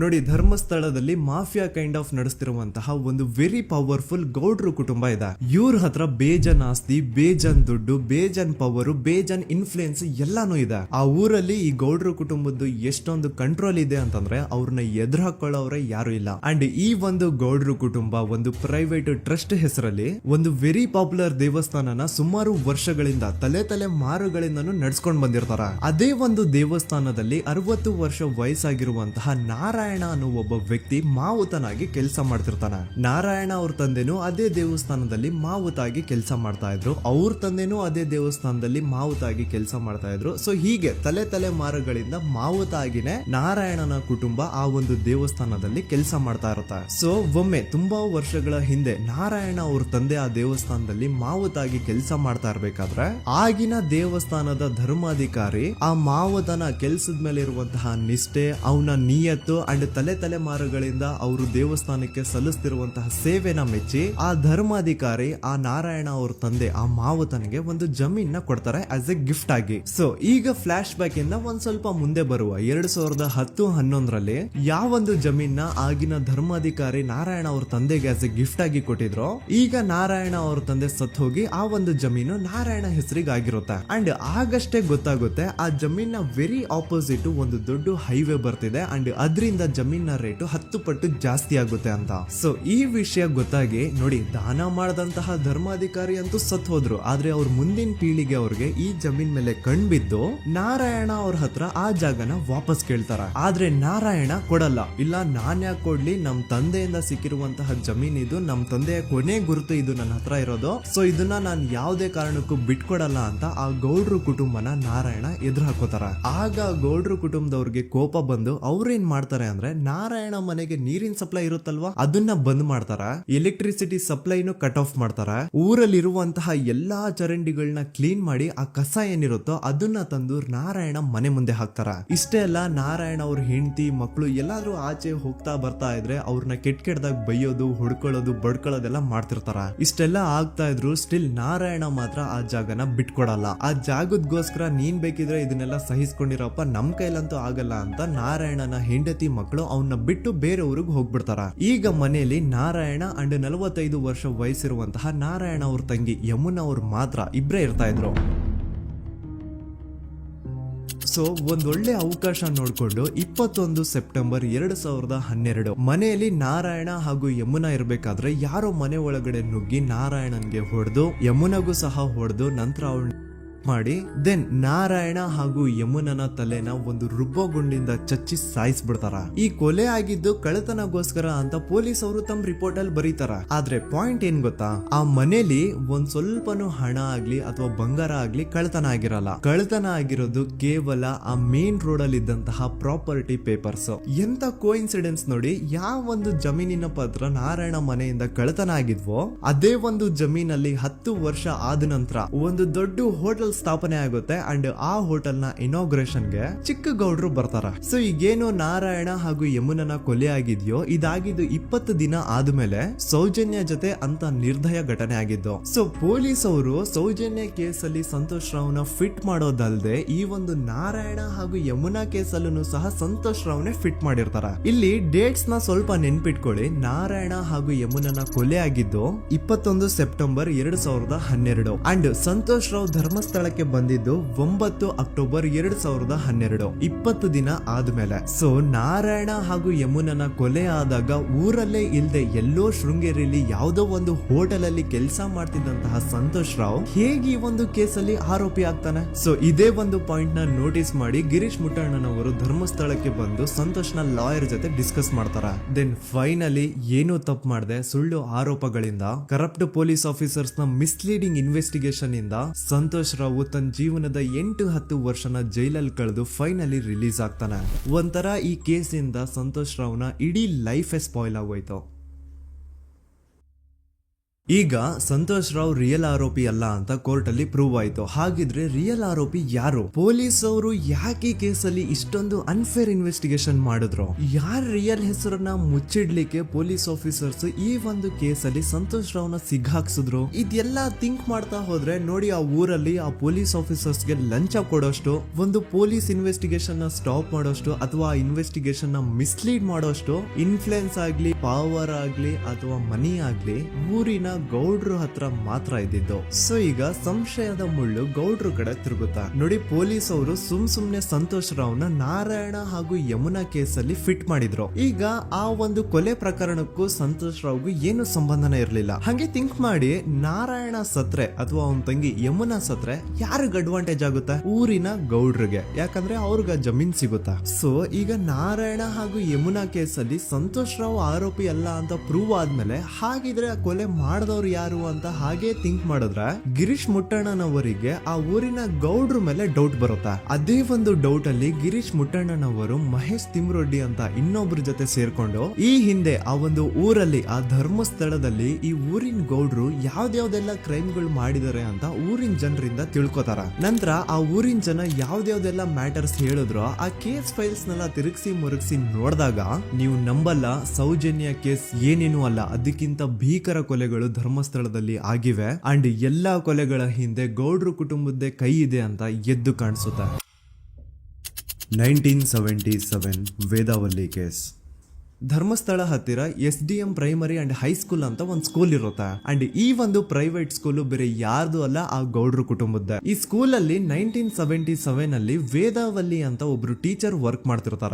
ವೇದಾವಲ್ಲಿ ಆ ಟೀಚರ್ ಜಾಬ್ಗೆ ತುಂಬಾನೇ ಓವರ್ ಕ್ವಾಲಿಫೈಡ್. ಅವರ ಕ್ವಾಲಿಫಿಕೇಶನ್ಸ್ ನ ಗಮನದಲ್ಲಿ ಇಟ್ಕೊಂಡ್ರೆ ಅವ್ರಿಗೆ HM ಅಥವಾ ಪ್ರಿನ್ಸಿಪಲ್ ನ ಪೋಸ್ಟ್ ಸಿಗ್ಬೇಕು. ಆದ್ರೂ ಸಹ ವೇದಾವಲ್ಲಿ ಆಸ್ ಎ ಟೀಚರ್ ಆಗಿನೇ ಕೆಲಸ ಮಾಡ್ಕೊಂಡು ಹೋಗ್ತಿರ್ತಾರ. ಒಮ್ಮೆ ಏನಾಗುತ್ತೆ, ಸ್ಕೂಲ್ ಅಲ್ಲಿ ಪ್ರಿನ್ಸಿಪಲ್ ನ ಪೋಸ್ಟ್ ಖಾಲಿ ಆಗುತ್ತೆ ಅಂಡ್ ಆ ಒಂದು ಪೋಸ್ಟ್ ಗೆ ಎಲ್ರು ಏನ್ ಅನ್ಕೊಳ್ತಾರೆ, ವೇದಾವಲ್ಲಿನೇ ಸೆಲೆಕ್ಟ್ ಮಾಡೋದು ಅಂತ. ಆದ್ರೆ ವೇದಾವಲ್ಲಿಯ ಕ್ಯಾಸ್ಟ್ ಬೇರೆ ಇದೆ ಅನ್ನೋ ಒಂದೇ ಒಂದು ಕಾರಣಕ್ಕೆ ಆ ಪ್ರಿನ್ಸಿಪಲ್ ನ ಪೋಸ್ಟ್ ವೇದಾವಲ್ಲಿಗೆ ಸಿಗದೆ ಬೇರೆ ಯಾರನ್ನೋ ತಂದು ಕೂರಿಸ್ಬಿಟ್ಟಿರ್ತಾರ. ಇದರಿಂದ ಟೀಚರ್ ವೇದಾವಲ್ಲಿಗೆ ತುಂಬಾ ಕೋಪ ಬಂದು ಅವ್ರ ಸ್ಕೂಲ್ ಮುಂದೆ ಪ್ರೊಟೆಸ್ಟ್ ಮಾಡೋದ್ ಸ್ಟಾರ್ಟ್ ಮಾಡ್ತಾರ ಅಂಡ್ ಈ ವಿಷಯ ಸ್ಕೂಲ್ ನ ಓನರ್ಸ್ ಗೆ ಇಷ್ಟ ಆಗಲ್ಲ. ಸೊ ಅವರು ಆ ಕೋಪನ ಹಾಗೆ ಮನ್ಸಲ್ಲಿ ಇಟ್ಕೊಂಡಿರ್ತಾರ.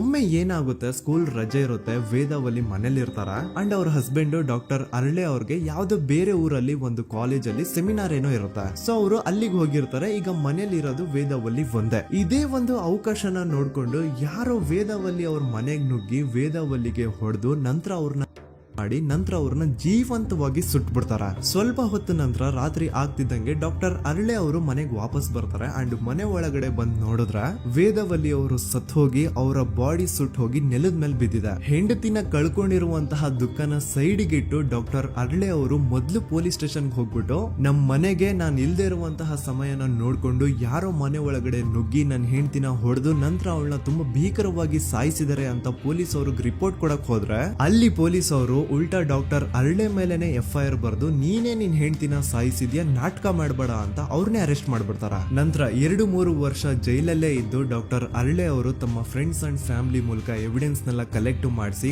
ತಾನ ಕೊಲೆನ ಮಾಡಿಲ್ಲ, ತಾನ್ ತನ್ನ ಹೆಂಡತಿನ ಸಾಯಿಸಿಲ್ಲ ಅಂತ ಕೋರ್ಟ್ ಅಲ್ಲಿ ಪ್ರೂವ್ ಮಾಡ್ಕೊಂಡು ಜೈಲಿಂದ ರಿಲೀಸ್ ಆಗ್ತಾರ. ಸೊ ಈಗ ಡಾಕ್ಟರ್ ಅರಳೆ ಅವರು ಈ ಒಂದು ಕ್ರೈಮ್ ನ ಮಾಡಿಲ್ಲ ಅಂತಂದ್ರೆ ವೇದಾವಲ್ಲಿನ ಅಷ್ಟು ಭೀಕರವಾಗಿ ಸಾಯಿಸಿದವ್ರು ಯಾರು, ಈ ವಿಷಯ ಇವತ್ತಿನವರೆಗೂ ಗೊತ್ತಾಗಿಲ್ಲ.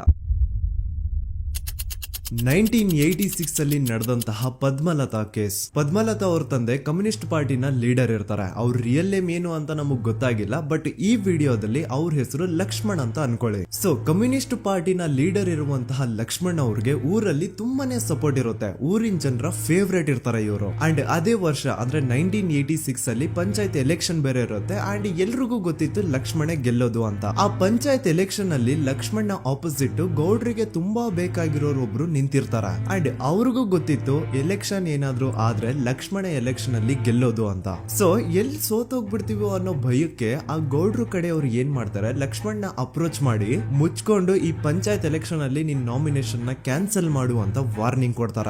ಆದ್ರೆ ಲಕ್ಷ್ಮಣ್ ಅವರು ಅಂಜದೆ ನೀವ್ ಏನ್ ಮಾಡ್ತಿರೋ ಮಾಡ್ಕೊಳ್ರಿ, ಆದ್ರೆ ನಾನ್ ಮಾತ್ರ ನಾಮಿನೇಷನ್ ನ ಕ್ಯಾನ್ಸಲ್ ಮಾಡಲ್ಲ ಅಂತ ಆ ಗೌಡ್ರು ಕುಟುಂಬನ ಎದುರು ಹಾಕೋತಾರ. ದೆನ್ ಎಂತ ಕೋಇನ್ಸಿಡೆನ್ಸ್ ನೋಡಿ, ನೆಕ್ಸ್ಟ್ ಡೇನೆ ಲಕ್ಷ್ಮಣ್ ಅವ್ರ ಮಗಳು ಪದ್ಮಲತಾ ಕಿಡ್ನಾಪ್ ಆಗ್ತಾಳೆ. ಸುಮಾರು 56 ದಿನ ಅವಳನ್ನ ಯಾರೋ ಕಿಡ್ನಾಪ್ ಮಾಡ್ತಾರೆ ಅಂಡ್ ಆ 56 ದಿನ ಡೈಲಿ ಅವಳನ್ನ ಶೋಷಣೆ ಕೂಡ ಮಾಡ್ತಾರೆ. ನಂತರ 56 ದಿನ ಆದ್ಮೇಲೆ ಪದ್ಮಲತನ ಬಾಡಿ ನೇತ್ರಾವತಿ ನದಿಲಿ ತೇಲ್ತಾ ಸಿಗುತ್ತಾ. ಆಸ್ ಎಕ್ಸ್ಪೆಕ್ಟೆಡ್ ಈ ಕೇಸಲ್ಲೂ ಪೊಲೀಸ್ ಅವ್ರ ಕಡೆಯಿಂದ ಪ್ರಾಪರ್ ಇನ್ವೆಸ್ಟಿಗೇಷನ್ ಆಗಲ್ಲ ಅಂಡ್ ಯಾರ್ ಪದ್ಮಲತನ ಕಿಡ್ನಾಪ್ ಮಾಡಿದ್ರು, ಯಾರು ಅವಳನ್ನ 15 ದಿನವರೆಗೂ ಶೋಷಣೆ ಮಾಡಿ ನಂತರ ಅವಳನ್ನ ಅಷ್ಟು ಭೀಕರವಾಗಿ ಸಾಯಿಸಿದ್ರು ಅಂತ ಇವತ್ತಿನ ದಿನದವರೆಗೂ ಗೊತ್ತಾಗಿಲ್ಲ. ಮತ್ತೆ ನಮಗೆ ಗೊತ್ತಾದದು 22ಕ್ಕೆ ಸ್ಕೂಲ್ ಡೇ 56 ದಿನ ಕಳೆದು ಹೊಳೆಯಲ್ಲಿ ಏನೋ ಉಂಟು ಕೇಳಿ ಪೊಲೀಸಿನವರು ಬರುವಾಗ ಬಂದು ಹೇಳುವಾಗ ನಮಗೆ ಗೊತ್ತಾದ. ಅವರು ನನ್ನನ್ನು ಕರ್ಕೊಂಡು ಹೋಗಿ ಅಲ್ಲಿ ಹೋಗಿವೆ. ಇನ್ನೊಂದು ಲಾಸ್ಟ್ ಕೇಸ್ ಇದೆ, ಇದು ಅರ್ಲಿ 2000 ಅಲ್ಲಿ ನಡೆದಿರೋದು. ಇವ್ರದ್ದು ಅಷ್ಟಾಗಿ ಡೀಟೇಲ್ಸ್ ನಾನು ಹೇಳಲ್ಲ, ಜಸ್ಟ್ ಮೇಲ್ ಹೇಳ್ತೀನಿ. 2000 ಇಸ್ವಿಯಲ್ಲಿ ಧರ್ಮಸ್ಥಳದಲ್ಲಿ 2 ಫಿನಾನ್ಸ್ ಬ್ಯಾಂಕ್ ಇರ್ತಾವೆ. ಒಂದು ಅಗೇನ್ ರಿಯಲ್ ನೇಮ್ ತಗೊಳ್ಳೋದು ಬೇಡ, ಲೈಕ್ ಜಸ್ಟ್ ಸಹಕಾರ ಗ್ರಾಮೀಣ ಬ್ಯಾಂಕ್ ಅನ್ಕೊಳ್ಳಿ. ಅಂಡ್ ಇನ್ನೊಂದು ಬಂದ್ಬಿಟ್ಟು SDM ಫೈನಾನ್ಸ್ ಪ್ರೈವೇಟ್ ಲಿಮಿಟೆಡ್. ಈ SDM ಫೈನಾನ್ಸ್ ಪ್ರೈವೇಟ್ ಲಿಮಿಟೆಡ್ ಬಂದು ಗೌಡ್ರು ಕುಟುಂಬ ಅವ್ರಿಗೆ ಸೇರಿದ್ದು. ಆ ಕಡೆ ಇವ್ರ ಆಪೋಸಿಟ್ ಏನದು ಗ್ರಾಮೀಣ ಬ್ಯಾಂಕ್ ಇತ್ತು, ಅದರಲ್ಲಿ ಒಬ್ಬ ಮ್ಯಾನೇಜರು ಬಡವ್ರಿಗೆ ಸಹಾಯ ಆಗ್ಲಿ ರೈತರಿಗೆ ಸಹಾಯ ಆಗ್ಲಿ ಅಂತ ತುಂಬಾ ಕಡಿಮೆ ಬಡ್ಡಿಗೆ ಲೋನ್ ಕೊಡ್ತಿರ್ತಾನೆ. ಇದ್ರಿಂದಾಗಿ ಧರ್ಮಸ್ಥಳದಲ್ಲಿ ಆಲ್ಮೋಸ್ಟ್ ಎಲ್ಲಾ ಕಸ್ಟಮರ್ಸ್ ಆ ಗ್ರಾಮೀಣ ಬ್ಯಾಂಕ್ ಕಡೆಗೆ ಹೋಗ್ತಿರ್ತಾರೆ. SDM ಫೈನಾನ್ಸ್ ಪ್ರೈವೇಟ್ ಲಿಮಿಟೆಡ್ ಕಡೆಗೆ ಯಾರು ಬರ್ತಿರಲ್ಲ. ಇದ್ರಿಂದ ಗೌಡ್ರಿಗೆ ಲಾಸ್ ಆಗ್ತಿರುತ್ತಾ. ಸೊ ಅವ್ರೇನ್ ಮಾಡ್ತಾರೆ, ಆ ಗ್ರಾಮೀಣ ಬ್ಯಾಂಕ್ ನ ಮ್ಯಾನೇಜರ್ ಏನಿದ್ನೋ ಅವನ್ಗೆ ಒಂದು ಸ್ವೀಟ್ ವಾರ್ನಿಂಗ್ ಕೊಡ್ತಾರ. ಮುಚ್ಕೊಂಡು ಇನ್ಮೇಲೆ ಇಂದ ನಿನ್ ಲೋನ್ಸ್ ಕೊಡೋದನ್ನ ನಿಲ್ಸ್ಬಿಡು. ಇನ್ ಕೇಸ್ ಲೋನ್ ಕೊಟ್ರು ನಾವ್ ಯಾವ ಇಂಟ್ರೆಸ್ಟ್ ರೇಟ್ ಗೆ ಲೋನ್ ನ ಕೊಡ್ತಾ ಇದೀವೋ ಅದೇ ರೇಟ್ ಗೆ ನೀನು ಕೊಡುವ ಅಂತ ಫೋರ್ಸ್ ಮಾಡ್ತಾರ. ಆದ್ರೆ ಆ ಗ್ರಾಮೀಣ ಬ್ಯಾಂಕ್ ನ ಮ್ಯಾನೇಜರ್ ಇದ್ಯಾವುದನ್ನು ಕಿವಿಗೆ ಹಾಕೊಳ್ಳಾರ್ದೆ ಅವ್ನ್ ಕೆಲಸ ಅವ್ನ್ ಮಾಡ್ಕೊಂಡು ಹೋಗ್ತಾನ. ದೆನ್ ಸಡನ್ಲಿ ಒಂದು ದಿನ ಬ್ಯಾಂಕ್ ಮ್ಯಾನೇಜರ್ ನ ಹೆಂಡತಿನ ಮನೆ ಒಳಗಡೆನೆ ನುಗ್ಗಿ ಯಾರು ಮಾಡಿ ತುಂಬಾ ಭೀಕರವಾಗಿ ಸಾಯಿಸ್ಬಿಡ್ತಾರ. ಇದರ ರಿಗಾರ್ಡಿಂಗ್ ಆ ಬ್ಯಾಂಕ್ ಮ್ಯಾನೇಜರ್ ಪೊಲೀಸ್ ಸ್ಟೇಷನ್ ಅಲ್ಲಿ ಕಂಪ್ಲೇಂಟ್ ಕೊಡಕ್ ಹೋದ್ರೆ ಪೊಲೀಸ್ ಅವರು ಉಲ್ಟಾ ಆ ಬ್ಯಾಂಕ್ ಮ್ಯಾನೇಜರ್ ಹೆಸರಲ್ಲೇ FIR ಬರ್ದು ನೀನೇ ನಿನ್ ಹೆಂಡತಿನ ಸಾಯಿಸಿದ್ಯಾ ಅಂತ ಅವನ್ನೇ ಅರೆಸ್ಟ್ ಮಾಡ್ಬಿಡ್ತಾರ. ನಂತರ 1-2-3 ವರ್ಷ ಆ ಬ್ಯಾಂಕ್ ಮ್ಯಾನೇಜರ್ ಜೈಲಲ್ಲಿ ಇರ್ತಾನೆ. ಅದಾದ್ಮೇಲೆ ಅವನ ಕ್ರೈಮ್ ನ ಮಾಡಿಲ್ಲ ಅಂತ ಕೋರ್ಟ್ ಅಲ್ಲಿ ಪ್ರೂವ್ ಆಗುತ್ತೆ. ಆದ್ರೆ ರಿಯಲ್ ಕ್ರೈಮ್ ಮಾಡಿದವರು ಯಾರು ಅಂತ still it's A question mark. And ಇನ್ನೊಂದು ನಾರಾಯಣ ಅಂಡ್ ಯಮುನಾ ಕೇಸ್ ಬಗ್ಗೆ ಅಂತೂ ನಾನು ಆಗ್ಲೇ ನಿಮ್ಗೆ ಎಕ್ಸ್ಪ್ಲೈನ್ ಮಾಡಿದೆ. ಸೊ ಎಂತ ಕೋ ಇನ್ಸಿಡೆಂಟ್ಸ್ ಗಳು ನೋಡಿ, ಯಾರೆಲ್ಲ ಆ ಧರ್ಮಸ್ಥಳದಲ್ಲಿ ಗೌಡ್ರು ಕುಟುಂಬನ ಎದುರಾಕೊಂಡಿದಾರೋ ಅವ್ರ ಜೀವನದಲ್ಲಿ ಏನೋ ಒಂದು ತುಂಬಾ ದೊಡ್ಡ ದುರಂತ ನಡೆದು ಹೋಗುತ್ತಾ. ಅಂಡ್ ಸರ್ಪ್ರೈಸಿಂಗ್ಲಿ ಅವ್ರ ಕೇಸಲ್ಲಿ ಪೊಲೀಸ್ ಅವ್ರ ಕಡೆಯಿಂದ ಪ್ರಾಪರ್ ಇನ್ವೆಸ್ಟಿಗೇಷನ್ ಆಗಲ್ಲ. ಅಂಡ್ ಯಾರ ಕ್ರೈಮ್ ನ ಮಾಡಿದ್ರು ಅಂತ ಯಾವತ್ತೂ ಹೊರಗೆ ಬರೋದೇ ಇಲ್ಲ. ಸೊ ಈ ಗೌಡ್ರು ಕುಟುಂಬದವರು ಧರ್ಮಸ್ಥಳದಲ್ಲಿ ಬೇಜನ್ ಕರ್ಮಕಾಂಡಗಳನ್ನ ಮಾಡಿದ್ದಾರೆ. ಅಂಡ್ ಅವ್ರ ಪವರ್ ಅಂಡ್ ಅವ್ರಿಗಿರುವಂತಹ ಇನ್ಫ್ಲೂಯೆನ್ಸ್ ಇಂದ ಆ ಎಲ್ಲಾ ಕೇಸ್ ನ ಮುಚ್ಚಾಕಿದ್ದಾರೆ ಅಂತ ಮಹೇಶ್ ಹಾಗೂ ಗಿರೀಶ್ ಮುಟ್ಟಣ್ಣನವರ ಹೇಳಿಕೆ ಆಗಿದೆ. ಸೊ ಗೌಡ್ರು ಫ್ಯಾಮಿಲಿನ ಟ್ರ್ಯಾಕ್ ರೆಕಾರ್ಡ್ ನೋಡಿದ್ರೆ ಧರ್ಮಸ್ಥಳದಲ್ಲಿ ಒಂದು ಹುಡುಗಿನ ರೇಪ್ ಅಂಡ್ ಮರ್ಡರ್ ಮಾಡಿ ದೆನ್ ಪೊಲೀಸ್ ಅವ್ರಿಗೆ ಲಂಚ ಕೊಟ್ಟು ಇನ್ವೆಸ್ಟಿಗೇಷನ್ ನ ಮಿಸ್ಲೀಡ್ ಮಾಡೋಷ್ಟು ಪವರ್ ಇನ್ಫ್ಲೂಯೆನ್ಸ್ ಈ ಗೌಡ್ರು ಕುಟುಂಬಕ್ಕೆ ಮಾತ್ರ ಇರೋದು. ಈಗ ಸಂತೋಷ್ ರಾವ್ ಅಂತೂ ಸೌಜನ್ಯ ಕೇಸಲ್ಲಿ ಆರೋಪಿ ಅಲ್ಲ ಅಂತ ಪ್ರೂವ್ ಆಯ್ತು. ಹಾಗಿದ್ರೆ ರಿಯಲ್ ಆರೋಪಿ ಯಾರು? ನೆನಪು ಮಾಡ್ಕೊಳ್ಳಿ, 11 ಅಕ್ಟೋಬರ್ 2012 ಸಂಜೆ 5 ಗಂಟೆ ಹಾಗೆ ಬಾಹುಬಲಿ ಬೆಟ್ಟದಲ್ಲಿ ಸಂತೋಷ್ ರಾವ್ ತನ್ನ ಪಾಡಿಗೆ ತಾನು ಸೀನರೀಸ್ ನ ಎಂಜಾಯ್ ಮಾಡ್ಕೊಂಡು ಸುಮ್ನೆ ಕೂತಿರ್ಬೇಕಾದ್ರೆ ಅವನ ಹತ್ರ 5 ಜನ ಕಿಡಿಗೇಡಿಗಳು ಬಂದು ಜಗಳ ತೆಗಿತಾರ. ಆ 5 ಜನ ಕಿಡಿಗೇಡಿಗಳು ಯಾರು ಅಂತ ನಾನು ಇಲ್ಲಿವರೆಗೂ ನಿಮ್ಗೆ ಹೇಳಿಲ್ಲ. ಸೊ ಅವರು ಬೇರೆ ಯಾರು ಅಲ್ಲ, ಚಿಕ್ಕ ಗೌಡ್ರು ಮಗ ನಿಶಾಂತ್ ಜೈನ್ ನ ವೆರಿ ಕ್ಲೋಸ್ ಫ್ರೆಂಡ್ಸ್. ಅವ್ರು ದಣಿ ಮಾಡಿರುವಂತಹ ಕ್ರೈಮ್ ಅಲ್ಲಿ ಬೇರೆ ಯಾರನ್ನಾದ್ರೂ ಸಿಗಿಸ್ಬೇಕಲ್ಲ ಅಂತ ಇವ್ರು ಬಕ್ರ ಹುಡುಕ್ತಾ ಇರ್ಬೇಕಾದ್ರೆ ಆಗ ಇವ್ರಿಗೆ ಸಿಗೋದೆ ಸಂತೋಷ್ ರಾವ್. ಅಗೇನ್ ಇನ್ನೊಂದು ಎಂತ ಕೋಇನ್ಸಿಡೆನ್ಸ್ ನೋಡಿ, ಸಂತೋಷ್ ರಾವ್ ಸೌಜನ್ಯ ಕೇಸಲ್ಲಿ ಅರೆಸ್ಟ್ ಆದ ನಂತರ ಚಿಕ್ಕ ಗೌಡ್ರು ಮಗ ನಿಶಾಂತ್ ಜೈನ್ ದೇಶನೇ ಬಿಟ್ಟು ಹೋಗ್ಬಿಡ್ತಾನೆ. ಈ ಕೇಸಲ್ಲಿ ಚಿಕ್ಕ ಗೌಡ್ರು ಮಗ ಇನ್ವಾಲ್ವ್ಮೆಂಟ್ ಇದೆ ಅಂತ ಯಾರಿಗೂ ಡೌಟೇ ಬರ್ತಾ ಇರ್ಲಿಲ್ಲ. ಡೌಟ್ ಯಾವಾಗ ಬಂತು ಅಂದ್ರೆ ಆ 5 ಜನ ಕಿಡಿಗೇಡಿಗಳು ಯಾರು ಸಂತೋಷ್ನ ಈ ಒಂದು ಕೇಸಲ್ಲಿ ಸಿಗಾಕ್ಸಿದ್ರು ಆ 5 ಜನರಲ್ಲಿ ಒಬ್ಬ ರವಿ ಪೂಜಾರಿ ಅಂತಾನು ಇರ್ತಾನೆ.